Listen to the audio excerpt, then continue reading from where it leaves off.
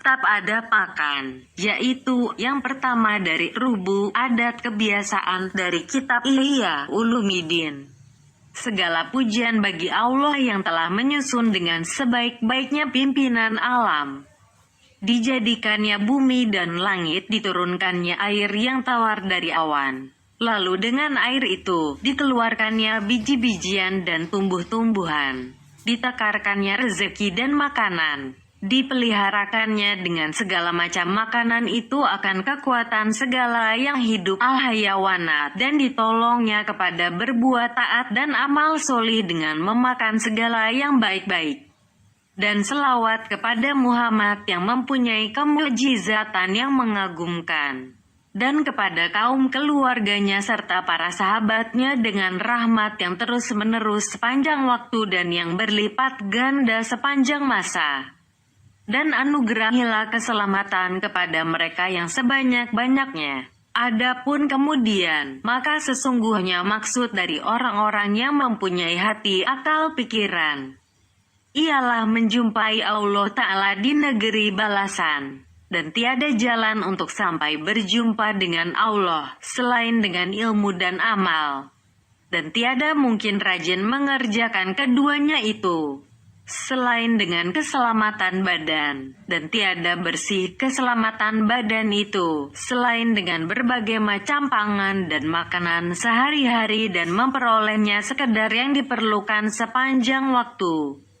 Maka dari segi ini, berkatalah sebahagian salaf yang solih, sesungguhnya makan itu sebahagian dari agama. Dan berdasarkan kepada ini, diperingatkan oleh Tuhan semesta alam dengan firman-Nya, dan Dia adalah yang terbenar dari segala yang berkata, makanlah yang baik-baik dan berbuatlah amal solih. S23 Al-Mu'minun ayat 51.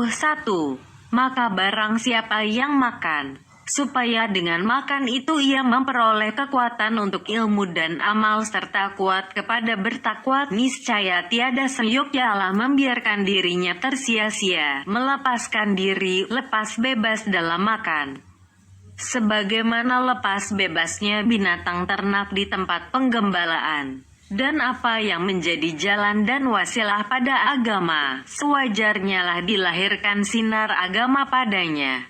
Dan sinar agama itu ialah adab-adab dan sunat-sunatnya yang dipegang teguh kekangnya oleh hamba, dan dicematikan oleh orang yang bertakwa dengan cemetinya, sehingga ia menimbang dengan timbangan agama akan keinginan makan itu untuk maju dan mengekanginya. Maka jadilah ia dengan sebab yang demikian menolak dosa dan menarik pahala. Walaupun ada padanya bahagian yang menyempurnakan bagi nafsunya. Bersabda Nabi SAW, sesungguhnya orang itu akan diberi pahala, sehingga pada suap yang diangkatnya ke mulutnya dan ke mulut istrinya.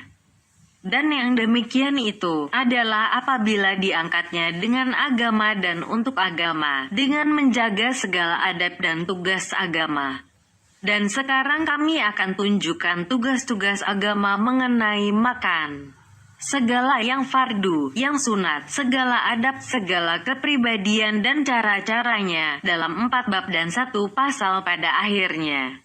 Bab pertama, mengenai yang tak boleh tidak diperhatikan oleh orang yang makan, walaupun ia makan sendirian. Bab kedua, mengenai tambahan dari adab-adab etikanya disebabkan makan bersama-sama.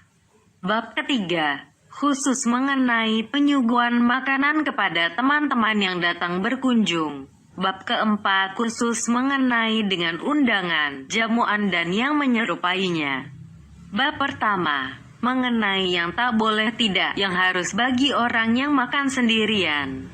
Dan yaitu 3 bahagian. 1. Sebelum makan. 2. Sedang makan. Dan 3. Sesudah selesai dari makan. Bahagian pertama, mengenai adab yang mendahului makan, yaitu 7. Pertama, bahwa adalah makanan itu sesudah keadaannya halal adalah baik segi mengusahakannya sesuai dengan sunnah dan wara menjaga diri. Tidak diusahakan dengan sebab-sebab yang tidak disukai agama. tidak menurut kemauan hawa nafsu dan berminyak air mudahana pada agama. Menurut apa yang akan datang nanti penjelasannya tentang pengertian baik mutlak pada kitab halal dan haram. Allah Ta'ala telah menyuruh memakan yang baik-baik, yaitu yang halal.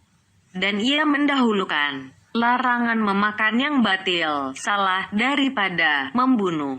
Karena pengagungan persoalan haram dan pembesaran barakah halal, di mana ia berfirman, "Hai orang-orang yang beriman, janganlah kamu memakan harta sesama kamu dengan jalan yang salah, melainkan dengan perniagaan di atas sukarela satu sama lain, dan janganlah kamu membunuh dirimu sendiri.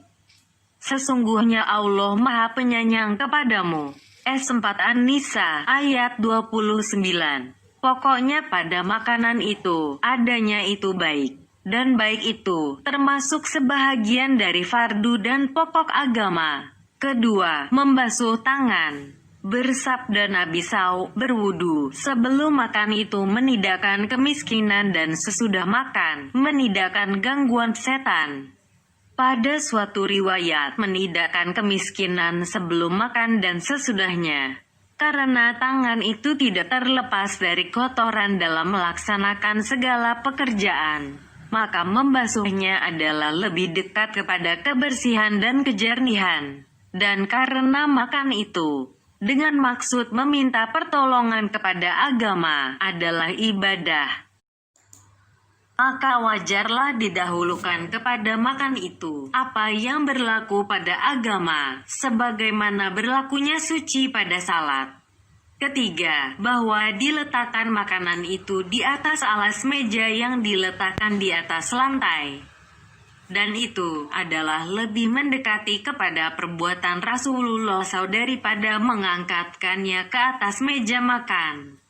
Adalah Rasulullah SAW apabila beliau diberikan makanan, lalu meletakkannya di atas lantai. Dan ini adalah lebih mendekati kepada tawaduk, merendahkan diri. Kalau tak diletakkan atas lantai, maka diletakkanlah di atas alas meja, sufrah. Karena kata-kata sufrah itu mengingatkan kepada syafar, bermusyafir, dan teringat dari safar itu akan safar akhirat, perjalanan ke akhirat, dan perlunya kepada perbekalan takwa. Berkata Anas bin Malik Rasulullah SAW tidak makan di atas meja makan dan nampan pinggan makanan.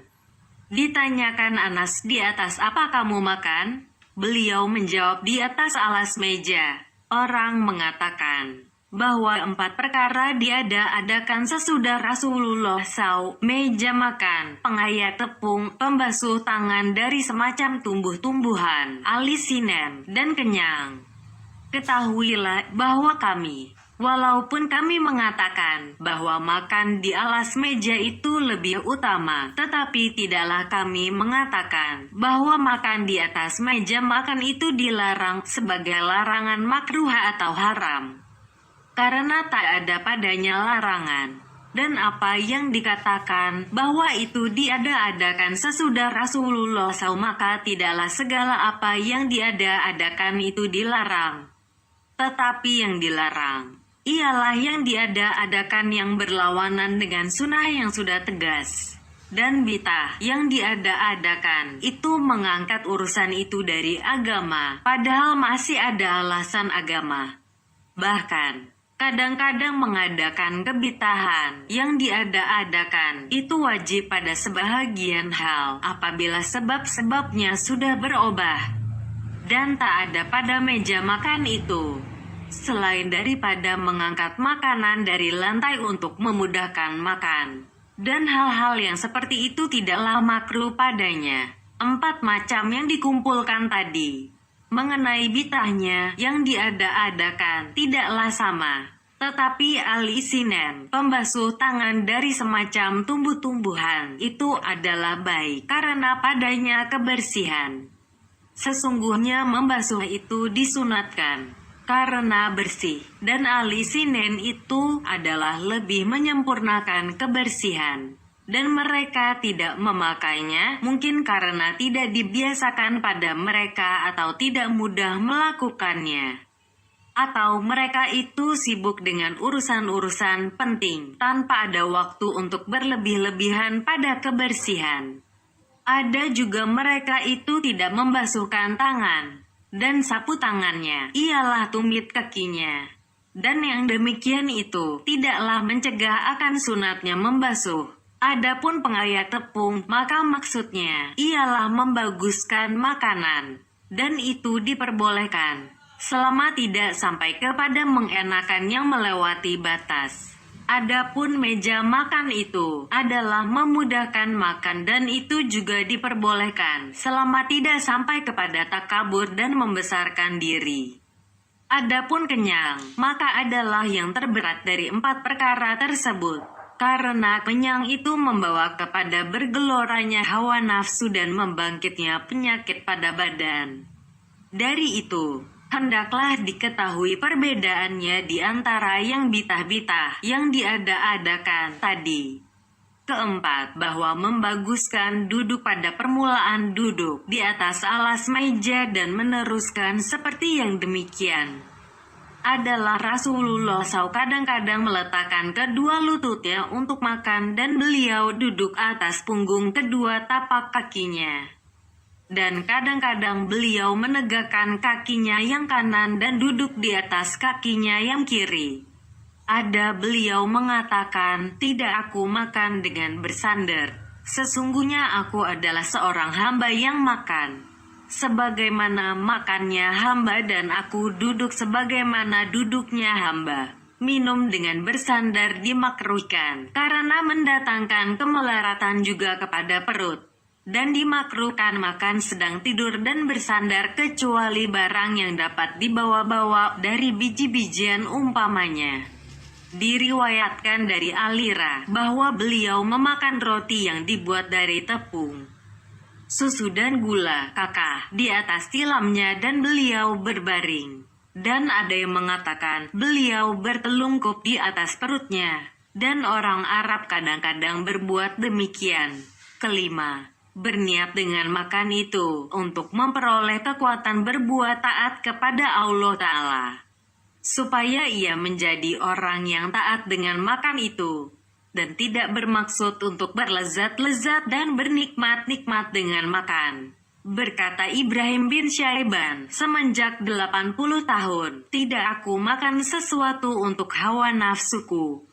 Dalam pada itu, bercita-cita menyedikitkan makan, karena apabila makan untuk kuatnya beribadah, niscaya tidak benarlah niatnya itu kecuali dengan makan kurang dari kenyang. Sebab kenyang itu mencegah dari ibadah dan tidak akan kuat kepada beribadah. Maka dari pentingnya niat ini membawa hancurnya hawa nafsu dan mengutamakan sifat qanaah daripada meluaskan. Bersabda Rasulullah SAW, tidak dipenuhkan oleh seorang manusia akan karungnya yang lebih jahat dari perutnya, yang tidak dimakan, dan tidak dibiarkan sesuatu dari makanan yang buruk yang tidak dimakan lalu diletakkan di atas piring, tetapi hendaklah diletakkan bersama sisa yang tidak dimakan, sehingga tidak meragukan dengan yang lain lalu termakan nanti. Dan tidak banyak minum sedang makan, kecuali karena tersangkut dari suap makanan pada lehernya atau karena sangat hausnya. Ada yang mengatakan bahwa yang demikian itu disunatkan menurut ilmu kedokteran dan menjadi penyamak bagi perut. Adapun minum, maka adabnya ialah mengambil gelas dengan tangan kanan, seraya membaca Bismillah, dan diminumnya itu dengan pelan-pelan sambil bernafas dengan menghisap. Tidak secara minum, tanpa bernafas. Bersabda Nabi SAW, minumlah air dengan pelan-pelan sambil bernafas dengan menghisap, dan janganlah diminum tanpa bernafas. Karena sesungguhnya penyakit jantung itu dari meminum air tanpa bernafas. Dan jangan diminum ketika sedang berdiri dan berbaring, karena Nabi SAW melarang minum sedang berdiri. Dan ada yang meriwayatkan bahwa Nabi SAW minum sedang berdiri, maka yang demikian itu mungkin karena sesuatu halangan uzur, dan dijaga akan bawa kendi, sehingga tidak menitik air ke atasnya dan dilihat ke dalam kendi sebelum minum, dan tidak bersendawa, bertahak dan bernafas dalam kendi air minum. Tetapi dijauhkannya kendi itu dari mulutnya dengan membaca Alhamdulillah, dan dikembalikannya ke mulutnya dengan membaca Bismillah. Sesungguhnya Nabi SAW membaca sesudah minum, segala pujian bagi Allah yang menjadikan tawar lagi manis dengan rahmatnya dan tidak menjadikannya asin lagi pahit disebabkan dosa kami. Kendi dan tiap-tiap yang diedarkan kepada orang banyak hendaklah diedarkan ke pihak kanan. Sesungguhnya Rasulullah SAW meminum susu, Abu Bakar di kirinya, seorang Arab desa di kanannya, dan Umar setentang dengan Nabi SAW. Maka berkata Umar, berikan kepada Abu Bakar. Lalu Arab desa itu mengambilnya dan Nabi SAW lalu bersabda, minum dari kanan, terus ke kanan, dan air itu diminum pada 3 nafas, di mana memuji Allah pada akhir nafas-nafas itu dan membaca Bismillah pada awalnya. Dibaca pada akhir nafas pertama Alhamdulillah, pada akhir nafas kedua ditambahkan Rabbil Alamin, dan pada akhir nafas ketiga ditambahkan Ar-Rahmanir Rahim. Maka inilah mendekati 20 adab etika pada waktu sedang makan dan minum, yang dibuktikan oleh hadits dan atsar. Bahagian ketiga mengenai apa yang disunatkan sesudah makan, yaitu bahwa menahan, berhenti sebelum kenyang, lalu menjilati jarinya, kemudian menyapu dengan sapu tangan, kemudian membasuhnya, dan memungut pecahan makanan yang jatuh. Bersabda Nabi SAW, barang siapa memakan apa yang jatuh dari hidangan, niscaya hidup ia dalam kelapangan dan disembuhkan anaknya dari penyakit, dan mencungkil giginya serta tidak menelan apa yang keluar dari antara gigi-giginya itu dengan cungkilan, kecuali apa yang terkumpul dari pangkal giginya dengan lidahnya. Adapun apa yang dikeluarkan dengan cungkilan, maka hendaklah diludahkannya, dan hendaklah berkumur-kumur sesudah mencungkil gigi itu. Mengenai ini, diperoleh atsar dari keluarga rumah tangga Nabi SAW. Dan hendaklah dijilati piring serta diminum airnya. Dan dikatakan, barang siapa menjilati piringnya, membasuh dan meminum airnya, niscaya adalah baginya seperti memerdekakan budak. Dan memungut sisa-sisa makanan adalah menjadi mahar mas kawin bagi bidadari. Dan hendaklah bersyukur kepada Allah Ta'ala dengan hatinya terhadap apa yang telah dianugerahkannya dari makanan. Lalu ia melihat makanan itu suatu nikmat daripadanya. Berfirman Allah Ta'ala, makanlah rezeki yang kami berikan kepadamu yang baik dan bersyukurlah pada Allah. S2 Al-Baqarah ayat 172. Manakala telah memakan yang halal, maka bacalah segala pujian bagi Allah, yang dengan nikmatnya sempurnalah segala yang baik dan turunlah segala barakah. Wahai Allah Tuhanku, berilah pada kami makanan yang baik dan pakaikanlah kami ini pada jalan yang solih. Dan kalau makan yang syubhat diragukan, maka hendaklah dibaca segala pujian bagi Allah dalam segala hal. Wahai Allah Tuhanku, janganlah Engkau jadikan yang kami makan itu menjadi kekuatan kami untuk durhaka berbuat maksiat kepadamu. Dan dibacakan sesudah makan surat Qul huwallahu ahad dan surat Li'ilafi Quraisyin. Dan janganlah bangun dari hidangan sebelum hidangan itu diangkat lebih dahulu. Kalau ia memakan makanan orang lain, maka hendaklah berdoa kepadanya dan hendaklah mendoa, wahai Allah Tuhanku, banyakkanlah kebajikan orang itu, berikanlah barakah kepadanya pada apa yang Engkau berikan rezeki kepadanya. Mudahkanlah untuk ia membuat kebajikan padanya. Berikanlah kepadanya sifat qanaah, berkecukupan, dengan apa yang telah Engkau berikan kepadanya. Dan jadikanlah kami dan dia menjadi orang-orang yang mensyukuri nikmat-Mu.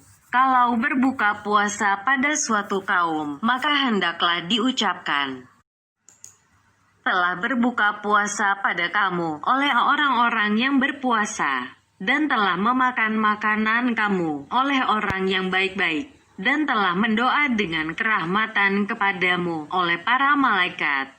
Hendaklah diperbanyak membaca istighfar dan kegundahan hati terhadap apa yang telah dimakan dari harta syubhat diragukan, supaya kiranya terpadamlah dengan air mata dan kegundahan hatinya itu akan kepanasan api neraka yang akan mendatanginya. Karena sabda Nabi SAW, tiap-tiap daging yang tumbuh dari yang haram, maka api neraka adalah lebih utama dengan daging itu. Dan tidaklah orang yang memakan dan menangis seperti orang yang memakan dan bermain-main. Dan hendaklah dibacakan apabila meminum susu, wahai Allah Tuhanku, berilah pada kami keberkatan mengenai apa yang telah Engkau berikan rezeki kepada kami, dan tambahkanlah kepada kami daripadanya. Kalau dimakan yang lain, maka dibaca, wahai Allah Tuhanku, berilah kami keberkatan mengenai apa yang Engkau berikan rezeki kepada kami, dan berikanlah rezeki kepada kami yang lebih baik lagi daripadanya. Doa tersebut adalah di antara doa yang dikhususkan oleh Nabi SAW untuk susu, karena merata kemanfaatannya. Dan disunatkan sesudah makan, membaca doa. Segala pujian bagi Allah yang memberikan makanan kepada kami dan memberikan minuman kepada kami dan memberikan kecukupan kepada kami dan yang memberikan tempat tinggal bagi kami, yang memimpin dan yang mengurusi kami. Wahai yang cukup dari segala sesuatu dan tidaklah segala sesuatu itu merasa cukup daripadanya. Engkau berikan makanan dari kelaparan dan Engkau berikan keamanan dari ketakutan, maka bagi Engkaulah segala pujian. Engkau berikan tempat tinggal dari keyatiman.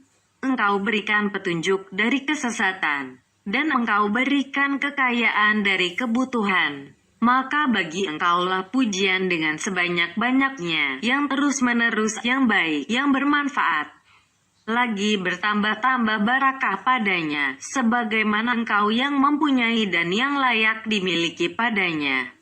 Wahai Allah Tuhanku, Engkau telah memberikan kepada kami makanan yang baik, maka pakaikanlah kami dengan pemakaian yang baik. Jadikanlah dia suatu pertolongan bagi kami untuk mentaati-Mu, dan kami berlindung dengan Engkau, bahwa kami memperoleh pertolongan dengan makanan yang baik itu kepada perbuatan yang mendurhakai Engkau. Adapun membasuh kedua tangan dengan semacam tumbuh-tumbuhan yang rasanya asin dan pahit, alasinen, kalau sekarang dengan sabun pen, maka caranya ialah meletakkan alasinen itu pada telapak tangan kiri, dan dibasuhkan mula-mula 3 anak jari tangan kanan. Dan segala anak jarinya itu dipukulkan ke atas alasinen yang kering.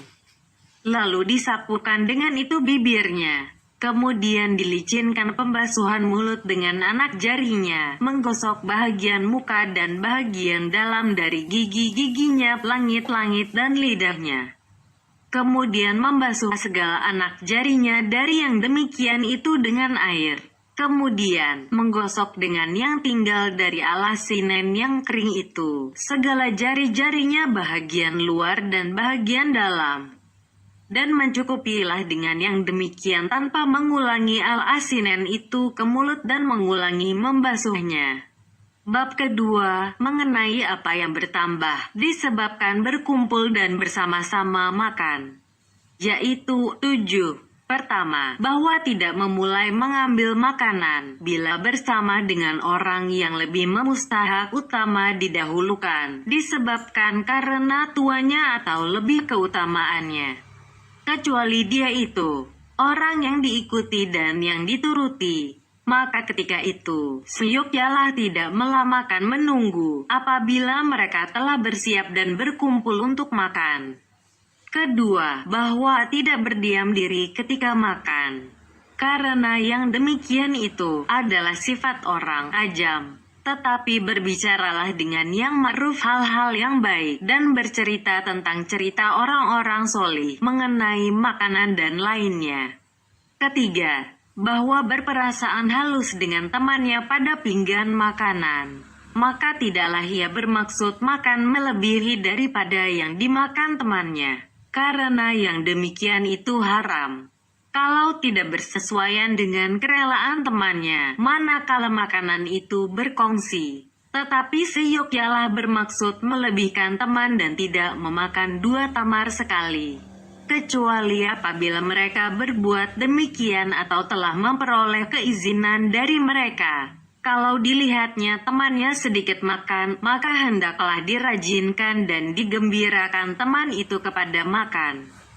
Serta dikatakan kepadanya, makanlah. Dan tidaklah dilebihkan mengatakan, makanlah, itu dari 3 kali. Karena yang demikian itu sudah merupakan paksaan dan berlebih-lebihan.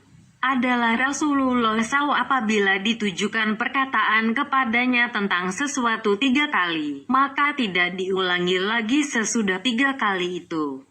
Dan adalah ia SAW mengulang-ulangi perkataan 3 kali, maka tidaklah termasuk adab melebihkan dari 3 kali itu. Adapun memaksakan teman dengan makan, maka dilarang. Berkata Al-Hasan bin Alirah, makan itu adalah lebih mudah daripada dipaksakan kepadanya.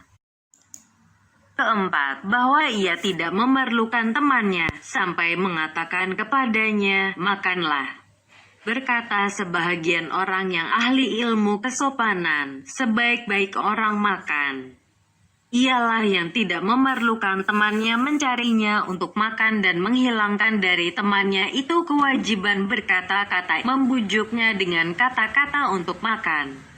Dan tidak wajarlah meninggalkan, tidak memakan sesuatu yang disukai lantaran dilihat orang lain kepadanya.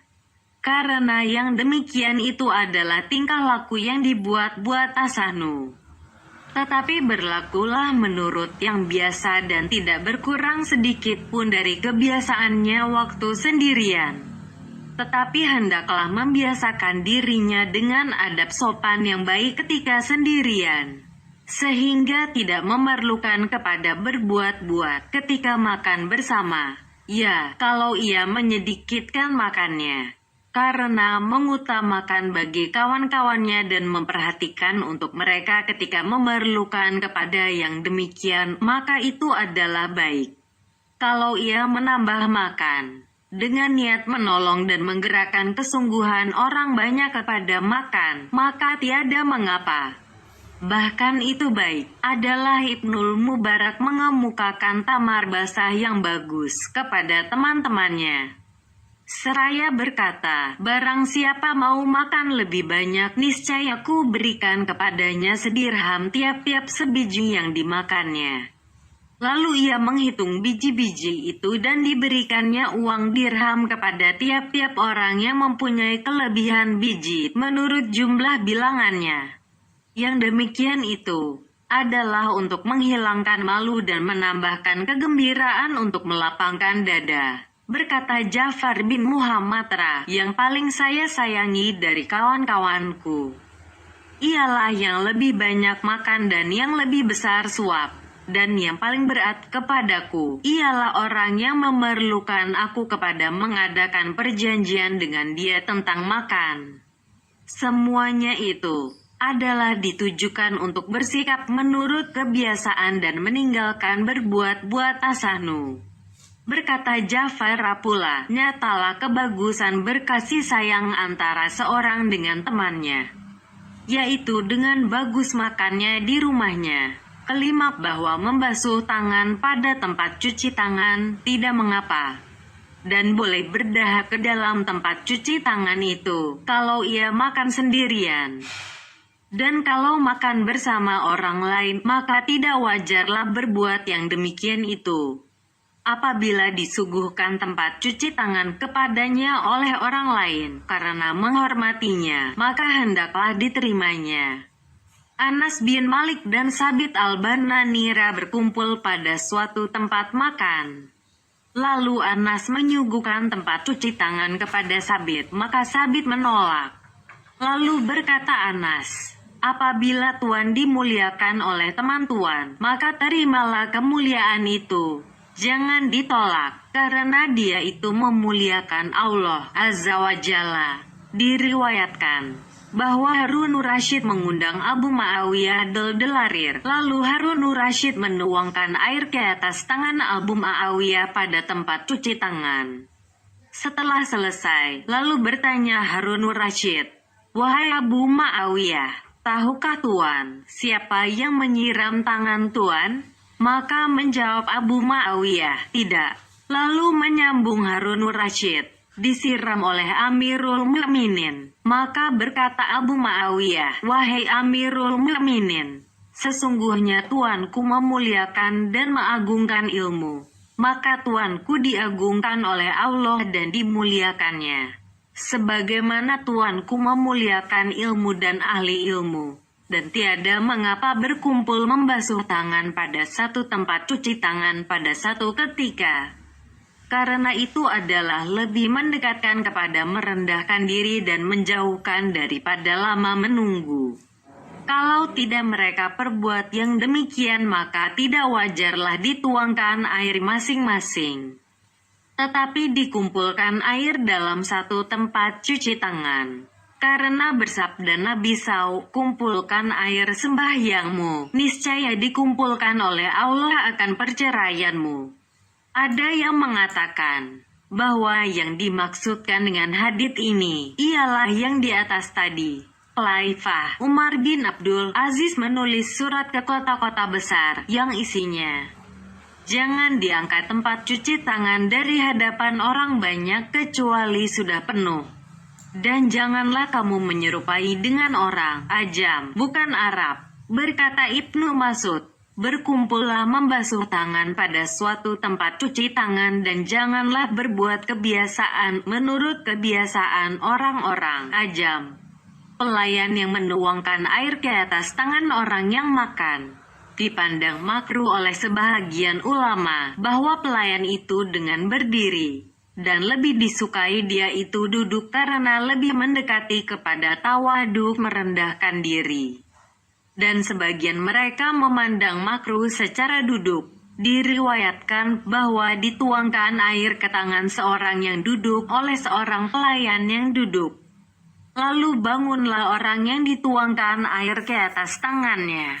Maka ia ditanyakan, mengapa Anda bangun? Lalu ia menjawab, salah seorang dari kita haruslah berdiri, dan ini adalah lebih utama, karena memudahkan penuangan air dan membasuh, dan lebih mendekati kepada tawaduk orang yang menuangkan.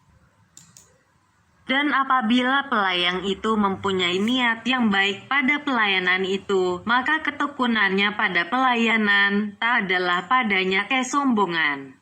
Karena kebiasaan berlaku dengan demikian. Jadi, pada tempat mencuci tangan itu, terdapat 7 adab kesopanan, bahwa tidak meludah ke dalamnya. Bahwa didahulukan orang yang diikuti, yang menjadi ikutan orang banyak dengan tempat cuci tangan. Bahwa diterima kehormatan dengan penyuguhan tempat cuci tangan itu. Bahwa diedarkan tempat cuci tangan itu ke sebelah kanan, bahwa berkumpul padanya orang banyak, bahwa dikumpulkan air ke dalam tempat cuci tangan itu, bahwa pelayan itu berdiri, bahwa diludahkan air dari mulut, lalu buang di luar dan dilepaskan tempat cuci tangan itu dari tangannya dengan pelan-pelan, sehingga tidak terpercik ke atas lantai dan teman-temannya. Dan hendaklah disiramkan air oleh tuan rumah sendiri ke atas tangan tamunya. Begitulah diperbuat oleh Imam Malik dengan Asy Syafi'iyah pada permulaan tibanya kepada Imam Malik. Dan Imam Malik itu berkata, "Jangan menggundahkan Anda dengan apa yang Anda lihat daripadaku." Penghikmatan kepada tamu itu wajib. Keenam, bahwa tidak memandang kepada teman-temannya dan tidak mengintip mereka makan. Lalu mereka malu dengan demikian. Tetapi hendaklah memicingkan mata dari teman-teman dan berbuatlah untuk diri sendiri. Dan jangan menyelesaikan makan sebelum teman-teman, apabila mereka itu malu makan sesudahnya. Tetapi ulurkan tangan dan peganglah makanan dengan tangan, serta ambillah sedikit-sedikit, sehingga mereka itu siap makan. Kalau sedikit makan, berhentilah dulu pada permulaan, dan sedikitkan makan. Sehingga apabila mereka itu memakan secara meluas, lalu makan bersama mereka pada penghabisan. Begitulah diperbuat oleh kebanyakan sahabat Ra. Kalau tidak turut makan, disebabkan sesuatu hal, maka hendaklah meminta maaf pada mereka untuk menghilangkan malu dari mereka.